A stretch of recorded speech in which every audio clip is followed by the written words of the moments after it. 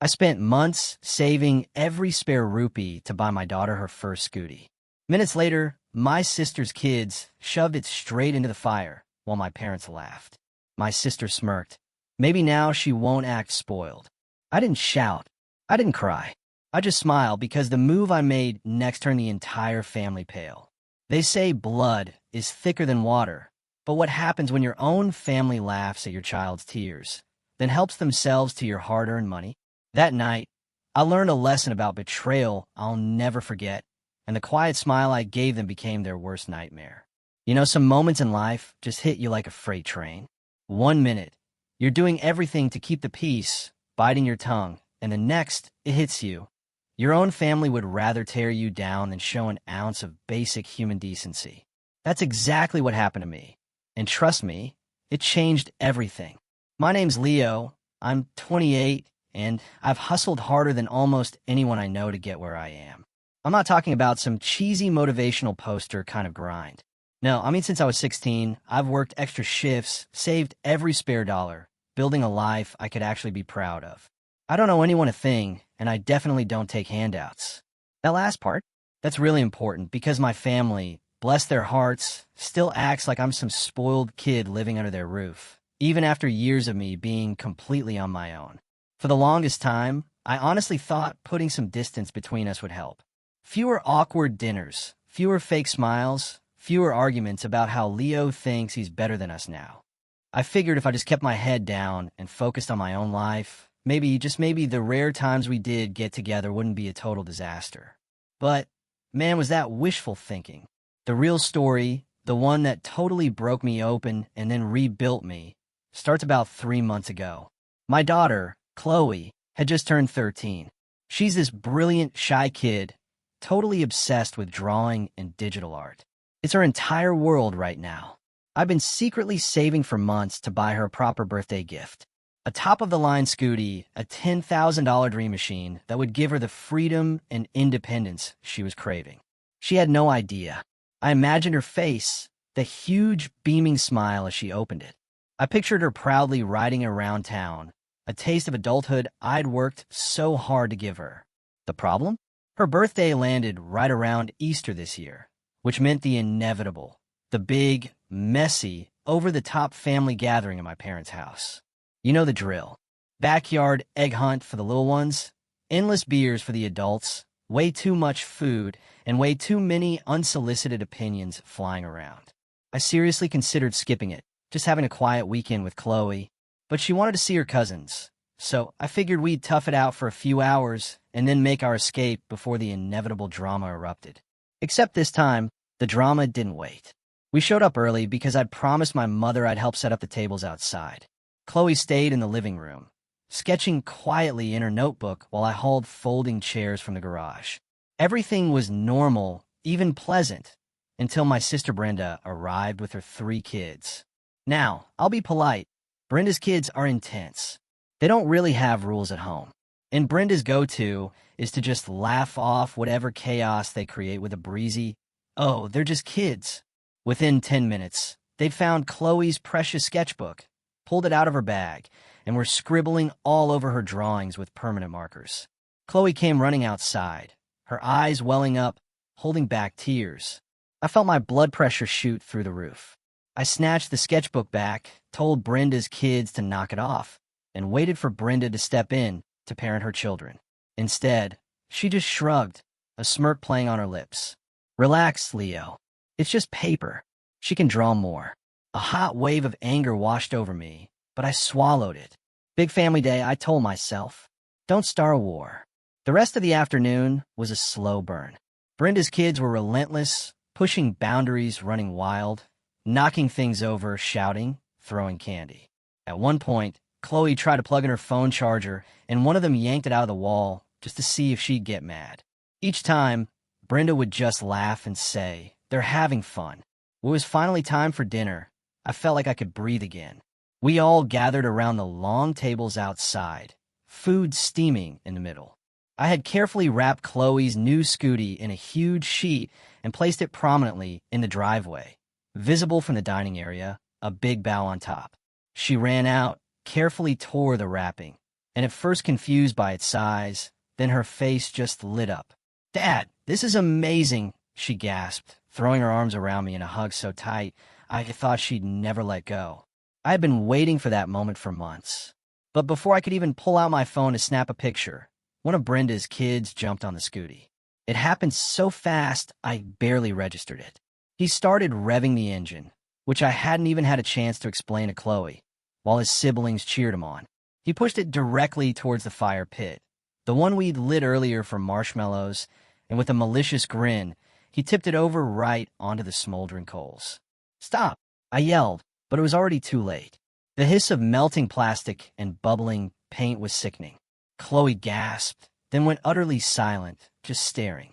I jumped up, grabbed the fire poker, and frantically pushed the burning coals away, trying to pull the scooty out, but the damage was done. The custom paint job was already bubbling, plastic parts deforming, the seats singing. And that's when I heard it. Laughter. Brenda was laughing. My parents were chuckling. My father even muttered, "Well, maybe that'll teach her not to be spoiled." I froze. Chloe was standing next to me, trembling, tears silently rolling down her face. Her $10,000 birthday present, the one I'd worked so hard for, was ruined.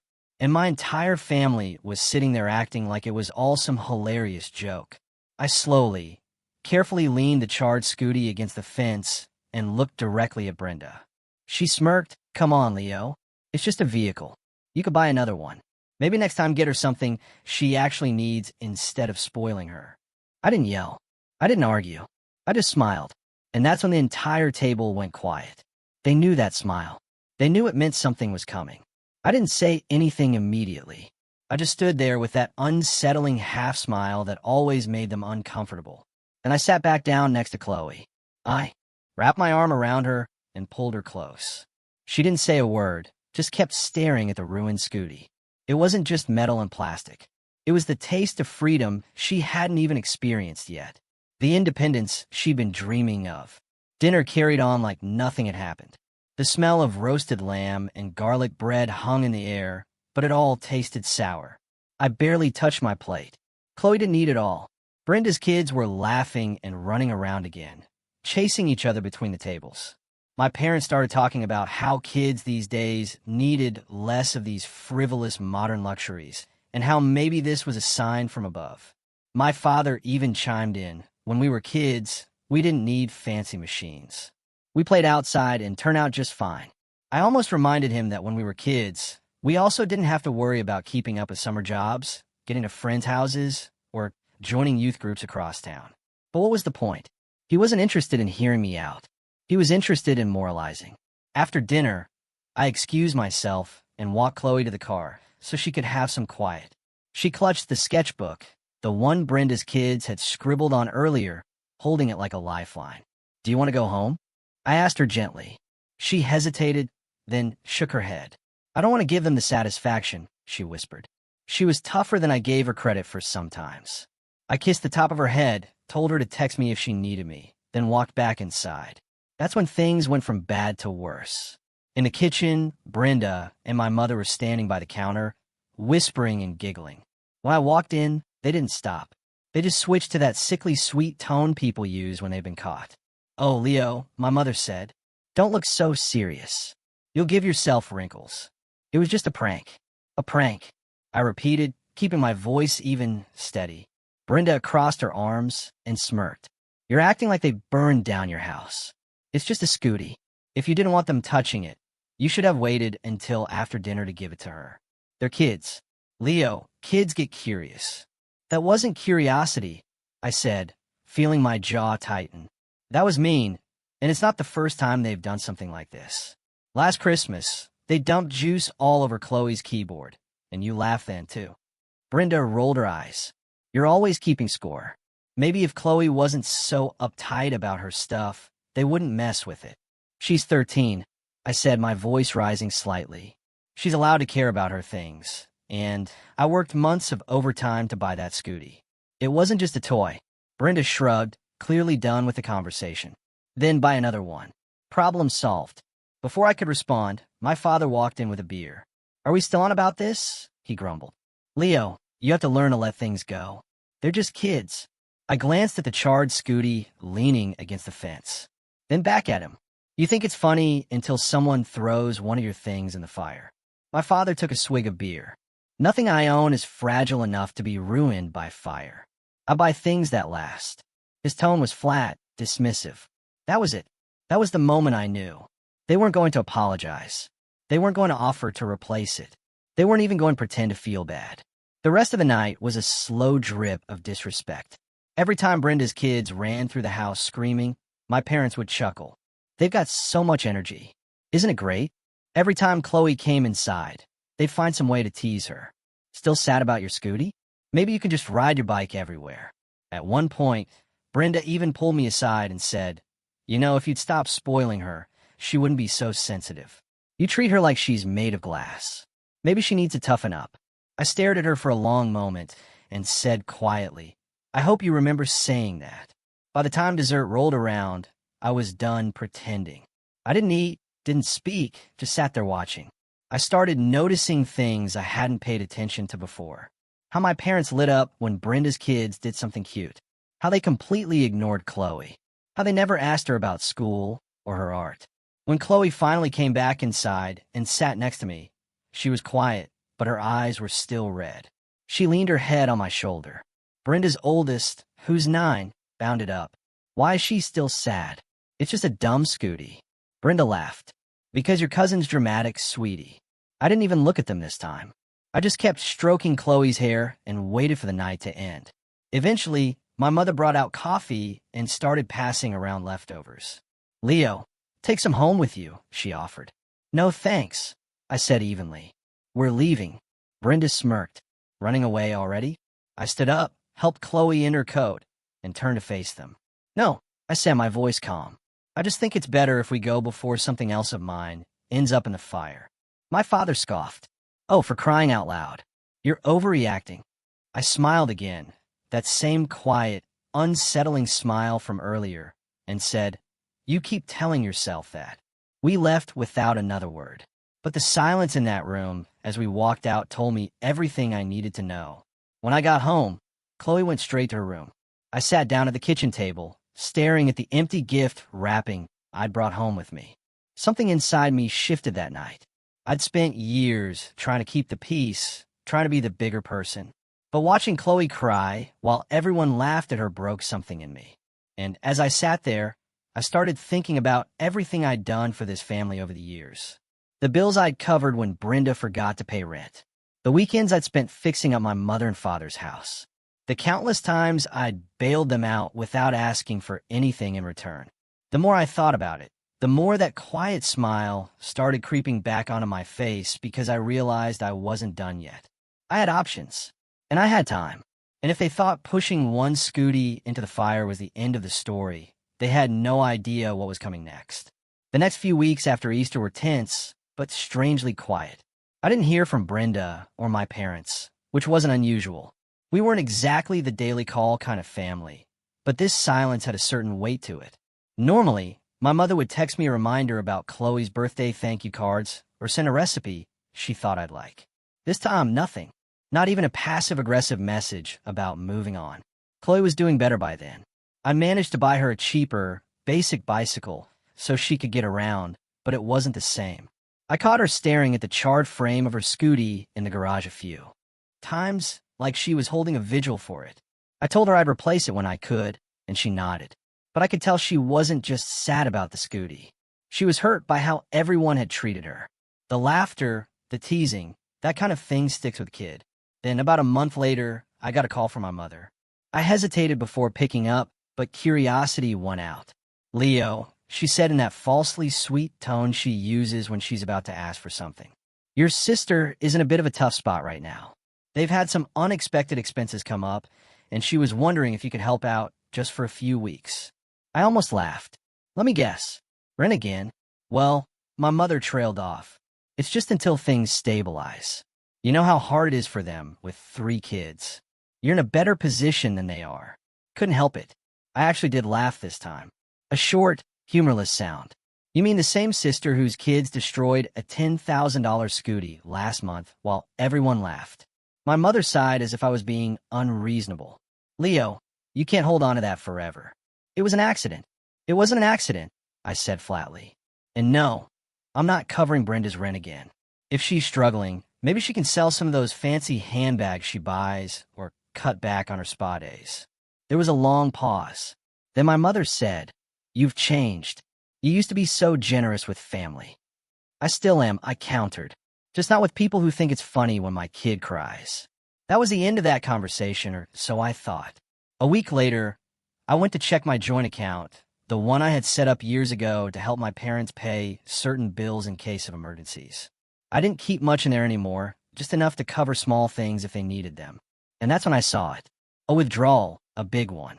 Nearly $1,800 gone in a single transfer, straight to Brenda's bank account. I stared at the transaction history for a long time, my heart pounding. I hadn't authorized that. I hadn't even given him access to the account in years, or so I thought. Then it hit me.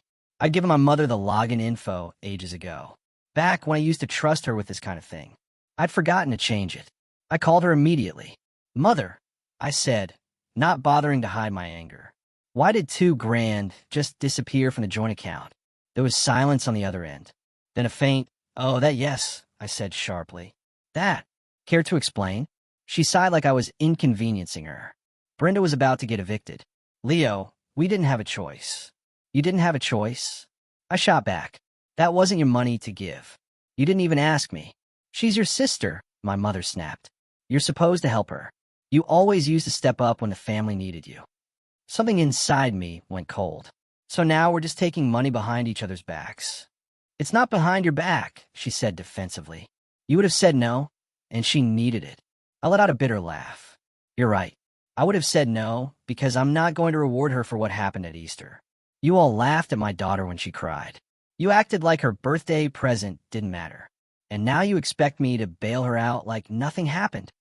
"She's family, Leo," my mother said. "That comes first." "No," I said quietly, firmly. "My daughter comes first. And thanks to you, I can't buy her the replacement scooty I promised her this month. So, congratulations. You didn't just betray me. You punished Chloe, too." My mother didn't respond to that. She just muttered something about me being dramatic and hung up. I sat there for a long time, staring at my phone, the fury boiling in my chest. It wasn't about the money. Not really. I could make it back. It was the principle. They had crossed a line. 2 days later, Brenda called me herself. "I hear you're mad," she said breezily, as if she hadn't just stolen from me. "Mad doesn't cover it," I said, my voice tight. She chuckled. "Look, I'll pay you back when I can, but you know things are tight right now. Maybe you should stop holding grudges. It's just money. You make plenty of it." I gripped the phone so tightly my knuckles turned white. "Brenda, you didn't even apologize for what your kids did. You laughed. You mocked Chloe. And now you've taken money I didn't agree to give you." She sighed like I was the difficult one. "You always make everything about you. Maybe if you'd been around more, my kids would respect your stuff. You're not exactly Uncle of the Year. You know, that was the last straw." "You're right," I said, my voice calm. Too calm. "I'm not Uncle of the Year, and you're about to find out what that means." I hung up before she could respond. I didn't yell. I didn't throw anything. I just sat there in my quiet kitchen, smiling, that same quiet, unsettling smile I'd smiled on Easter Sunday. Because now it wasn't just about a scooty. This was about respect. This was about teaching them a lesson they wouldn't forget. And if they thought taking my money was going to make me roll over and play nice, they were about to learn just how wrong they were. After that phone call, something in me went still. Not calm, just still. Like the air right before a storm breaks. For days, I walked around in a haze. I'd go to work, come home, make dinner for Chloe, and sit at the table with her, forcing myself to smile and ask about her day. She deserved that. She deserved a dad who was present. But the whole time my mind was elsewhere, playing the same conversations over and over like a broken record. You always used to step up when the family needed you. You're not exactly Uncle of the Year. The words stuck like thorns. That weekend, I drove out to the park with Chloe just to get out of the house. We sat on a bench by the lake, watching the ducks. She was sketching in her battered notebook, flipping past the pages that had been ruined at Easter. She'd salvaged what she could. Some of the drawings were half erased with angry scribbles layered over them like scars on paper. "Dad," she asked after a while, not looking up, "why do they hate me?" It felt like someone punched me in the chest. "They don't hate you, kiddo," I said quickly. She finally glanced up at me, her face serious. "They laughed when I cried. Grandma laughed. Grandpa laughed. And Brenda said I was dramatic. That's not what people do if they care about you." I swallowed hard. "You're right. They should have cared more. And I'm sorry you had to go through that." She closed her notebook and hugged it to her chest. "I don't want to go to Grandma's house anymore." "You don't have to," I said immediately. "We're done forcing ourselves to be around people who don't respect us." Her shoulders relaxed a little at that, but I could still see the hurt in her eyes. That night, after she went to bed, I sat in the living room in the dark, staring at the ceiling. My phone buzzed once. A group text from my mother about a family barbecue coming up. I didn't even open it. For the first time in years, I skipped one of those gatherings. No excuses, no explanations. Just didn't show up. And you know what? The sky didn't fall. Nobody called to check on me. Nobody asked if Chloe was okay. A week later, my mother sent another text. "You missed a great cookout," with a photo of Brenda's kids roasting marshmallows around the same fire pit where my daughter's birthday present had burned. It was like salt in an open wound. At work, I found myself distracted. I was good at my job, dependable, organized, but my mind kept drifting back to the betrayal. I'd stare at spreadsheets, thinking about that $1,800 that had been yanked out of my account without permission. Thinking about how easy it had been for them to laugh at Chloe's pain and then turn around and use my hard-earned money to cover Brenda's bills. One afternoon, my manager pulled me aside. "Everything okay at home, Leo?" she asked gently. I hesitated, then nodded. "Yeah, just family stuff." She gave me a sympathetic look. "Don't let them drain you dry, Leo. You're one of our best, but you've got to look after yourself, too." That stuck with me. That night, after Chloe went to bed, I finally did what I should have done years ago. I logged into the joint account and transferred every last cent into my personal savings. Then I closed the account completely, sent confirmation emails to the bank, and deleted the login from my password manager. Then I opened a spreadsheet, the same kind I used at work, and started making a list. Not just the money I'd given Brenda over the years, but every favor, every weekend I'd spent helping her move, every last-minute babysitting session, every loan that was never repaid. The total shocked even me. It wasn't just the money, it was the time, the energy, the emotional bandwidth I'd given without hesitation. I've been their safety net for years, and the first time I said no, they laughed at me and stole from me. I shut the laptop and sat there in the dark, letting the anger simmer. The next day, I started taking small steps. I called my insurance company and removed Brenda as an emergency contact. I checked the deed to my house and the beneficiary information on my accounts, making sure everything went to Chloe. No one else. It felt cold doing those things. It felt like cutting pieces of my old life away, but with every step, I felt a little lighter. A week later, Brenda posted a picture on social media of her kids opening new tablets, expensive ones, the kind that cost as much as a new custom paint job for Chloe's destroyed scooty. The caption read, "Finally got the kids some tech, so they stopped fighting over mine. LOL. I stared at that photo for a long time. My hands were steady when I took a screenshot and saved it. Not because I was going to confront her with it. No, I was past that. It was evidence, proof. I didn't know exactly what I was going to do yet, but I knew one thing. When I moved, it was going to be permanent. There would be no talking it out, no tearful reunions. Whatever I did next would set the tone for the rest of my relationship with this family. One night, Chloe found me sitting at the kitchen table with my spreadsheet open. "What are you doing?" she asked. I smiled faintly. Planning. Planning what? Making sure this doesn't happen again. She studied me for a moment, then nodded like she understood. "Good," she said quietly. That night, I slept better than I had in weeks. The anger was still there, sharp, electric, but it was starting to feel less like a weight and more like a tool, something I could use because I wasn't just going to walk away. I was going to make sure they knew exactly what they'd lost, and I was going to do it in a way they would never forget. The weeks that followed felt strangely peaceful. Not happy, not yet, but quiet in a way I hadn't felt in years. For the first time in a long time, My life wasn't orbiting around family drama or last-minute emergencies. It was just me and Chloe figuring things out together. With the joint account gone, I felt safer. I didn't wake up dreading bank notifications, wondering what had been drained overnight. I went through every single shared account, every utility bill, every subscription, and made sure there were no back doors left open. It was tedious, but by the end of the month, my finances were completely in my control again. That's when something surprising happened. I realized I had money to spare. See, for years, I've been funneling hundreds, sometimes thousands, into Brenda's temporary crises. Without that drain, my savings started to grow faster than I had ever seen before. After 3 months, I had enough not only to replace Chloe's scooty with something even better, but also to finally upgrade my own ancient car. Something I'd been putting off forever. I didn't rush out and buy anything flashy. I played it smart. I spent hours researching, finding the perfect scooty for Chloe, one with all the features she dreamed of. When it arrived, I didn't make a big production out of it. I just left it in the driveway with a note. For you, go create your own path. The look on her face when she found it was worth every penny. She hugged me so tight, I almost fell over. For the first time since Easter, I saw her light up again. After that, things started clicking into place. Work noticed my improved focus and offered me a promotion. Nothing huge, but enough to bump my salary and give me more control over my schedule. With that came a new kind of confidence. I started saying no to things more often, not just to my family, but to anything that didn't align with what Chloe and I needed. No to extra, unpaid projects at work that used to drain me. No to neighbors asking me to wash their pets for free because you're home anyway. And every no felt like a brick being lifted off my chest. Then came the barbecue invitation. My mother sent another group text, this time about a big 4th of July celebration they were planning.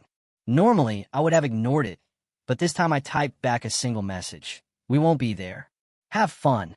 It was amazing how fast the responses started coming in.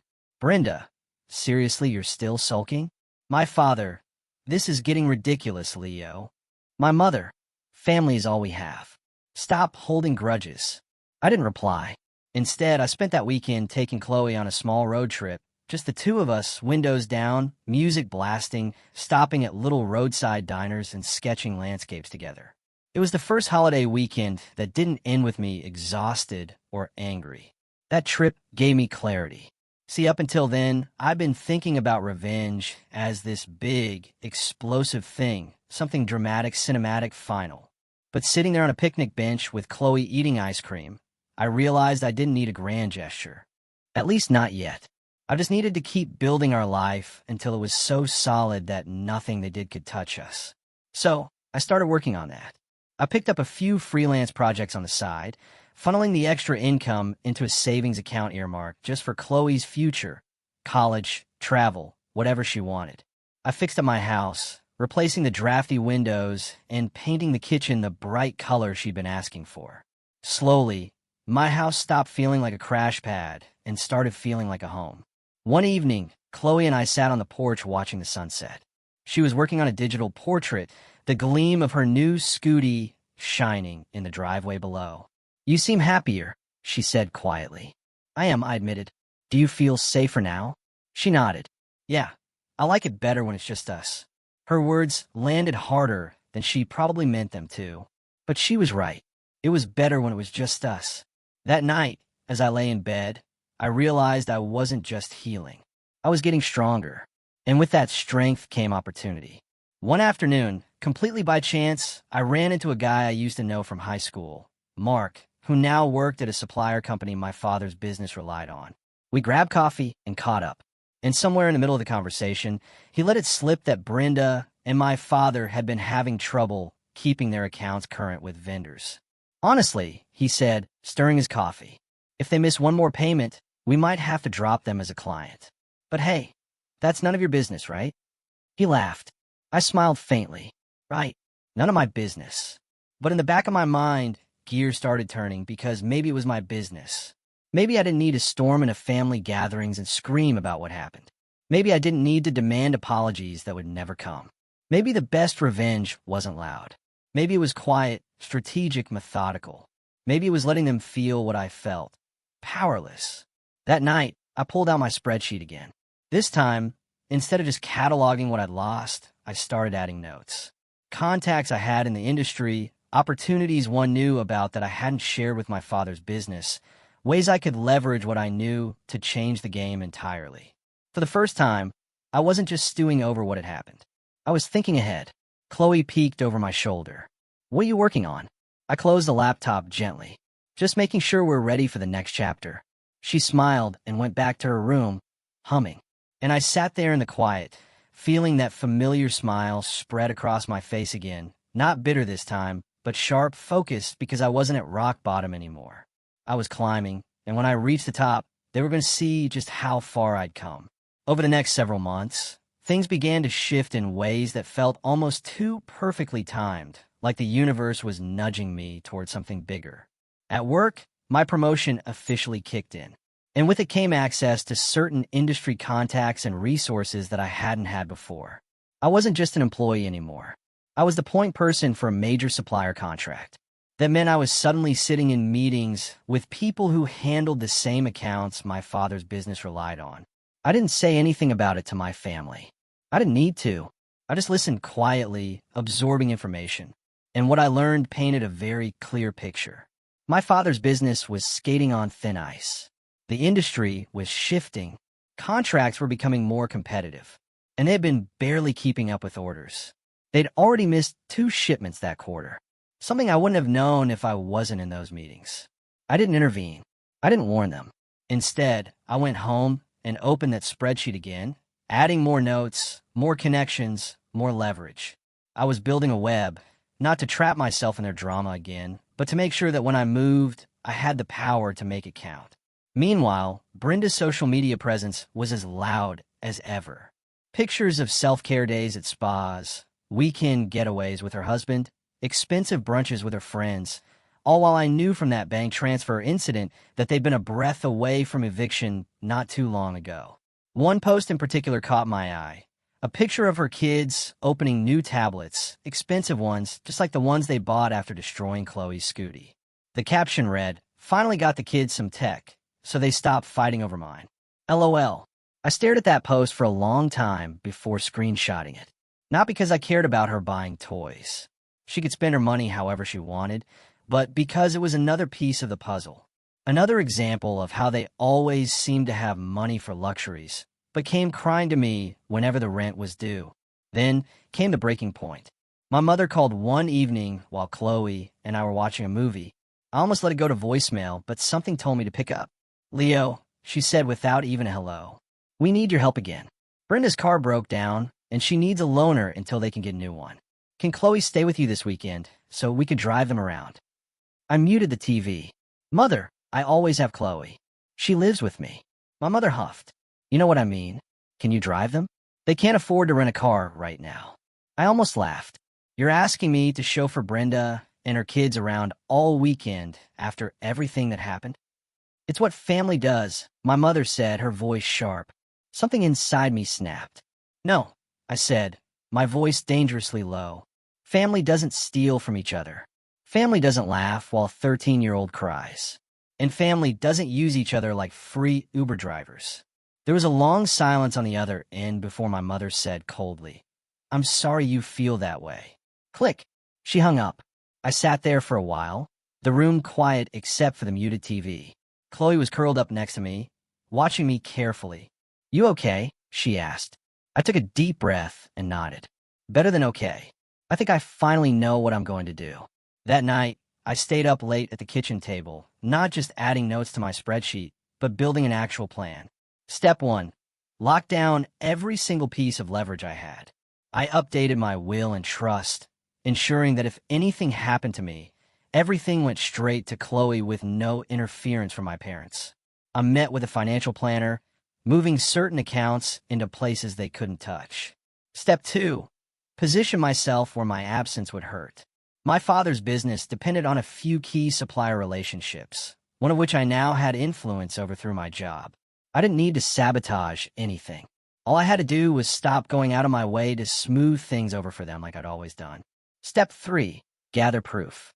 I printed copies of every bank transaction, where I'd bailed them out. Every text message where they'd mocked me for saying no. Every screenshot of Brenda flaunting her luxuries while begging for help. I kept it all in a neat folder. Not for revenge yet, but because I wanted a record. I wanted the truth documented. Around this time, Mark, the guy from high school, called me up. "Hey," he said, "your dad's company put in a big order with us, but we're not sure we can fulfill it on their timeline. They've been slow to pay lately, and the boss isn't happy."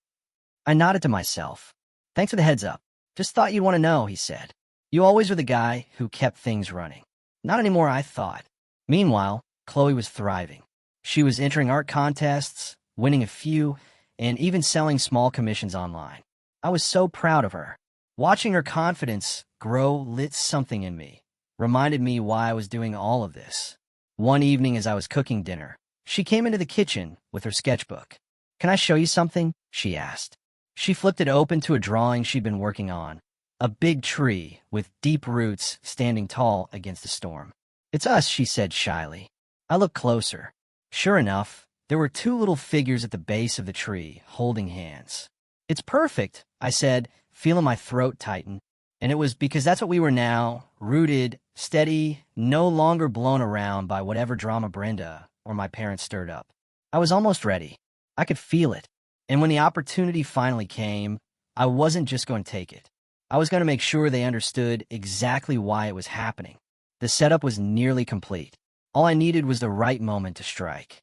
And something told me deep down that moment was coming sooner than they thought. It happened on a Tuesday morning. The kind of day that feels ordinary until something clicks and you realize it isn't. I was halfway through my coffee when my work email pinged with a notice. The supplier meeting I'd been preparing for had been moved up. Normally, this wouldn't be a big deal, but this particular meeting was about contract renewals, including the account tied to my father's business. And because of my promotion, I wasn't just in the room this time. I was one of the people reviewing their payment history and performance metrics. I didn't sabotage anything. I didn't lie. I didn't have to. The numbers spoke for themselves. Late payments, missed shipments, an overdue balance that had been rolled over more than once. The company had been given warnings before, but they kept skating by, relying on goodwill and personal relationships. Only now, I was one of those relationships, and I wasn't going to cover for them anymore.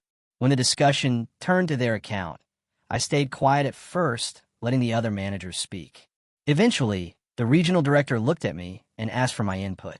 I took a slow sip of my coffee, set the cup down, and said evenly, based on the data, they've been given 3 grace periods in the last 12 months. At this point, continuing the contract without a formal payment plan in place would be a liability. It was calm, professional, unemotional, but I knew exactly what it meant. No more special treatment. No more last-minute extensions. If they wanted to keep the account, they'd have to pay up front, something I knew would hit them hard. The motion passed. By the time I got home that evening, my phone had 3 missed calls from my father and 1 from my mother. I didn't answer. Instead, I made dinner for Chloe, sat with her while she worked on a new art piece, and waited. The next morning, my father finally got through. "Leo," he said, not even bothering with hello. "Did you tell him to put us on prepaid?" I stayed quiet for a beat before answering. "No, I told him to treat you like every other client." "Big difference. You know, we don't have the cash flow for that." He snapped. "We'll go under." I leaned back in my chair, staring out the window. "Maybe you should have thought about that before you laughed while my kid cried and then helped yourself to my bank account." There was silence on the other end. "You're punishing the whole family for one mistake," he finally said. I smiled faintly. "No, Father. I'm just done cleaning up after you." Click. I hung up before he could respond. That was step 1. Step 2 came a few weeks later when Brenda posted a long, dramatic Facebook status about how certain people had turned their backs on family and left them to struggle. The comments were full of her friends telling her how strong she was, how unfair it all was. I didn't reply publicly. Instead, I printed out every screenshot I had. The stolen money, the luxury purchases, the mocking texts, and sent a single envelope to Brenda's husband's office with a short note. "Since you keep asking where the money goes, here's your answer." I didn't sign it. 3 days later, Brenda called me furious. "How dare you go behind my back like that?" she shouted. You went behind mine first, I said calmly. Consider us even. She sputtered something about me ruining her marriage and hung up. I didn't feel guilty, not even a little. Step 3 was the most satisfying of all. I took Chloe with me to a local art fair one weekend where she had a booth to sell her work. Halfway through the day, I heard a familiar voice behind me. My mother. She'd apparently heard about the fair through a mutual acquaintance and decided to drop by. I could feel Chloe tense beside me, but I stayed calm. Hi, Mother, I said evenly. She glanced at the table of Chloe's art, clearly surprised. I didn't know she was doing this. You wouldn't, I said. You've been too busy. My mother frowned. Leo, we miss you at family dinners. I smiled. Then maybe next time you'll think twice before laughing at my daughter's pain. Her face went pale. Before she could respond, a customer approached to buy one of Chloe's prints. I turned my attention back to them, effectively ending the conversation. When my mother left, Chloe looked up at me and whispered, "You didn't yell." Nope, I said, smiling. Didn't need to, because that was the point. I wasn't raging at them anymore. I wasn't begging for apologies or trying to make them see my side. I was living my life, building something with Chloe, and letting the consequences of their actions catch up with them naturally. The calls kept coming over the next month. My father tried to negotiate better terms with the supplier. My mother trying to get me to be reasonable. Brenda leaving me voicemails alternating between rage and tears. I didn't block them. I didn't engage. I just let them sit with the silence. And the longer they sat with it, the more desperate they seemed to get. One evening, Chloe and I were having dinner when I got a text from my father. We're selling the house. Hope you're happy. I stared at it for a long moment. Then, put the phone face down on the table and took another bite of dinner. Because I was happy. Happier than I'd been in years. And for the first time in a long time, I felt like I was finally in control.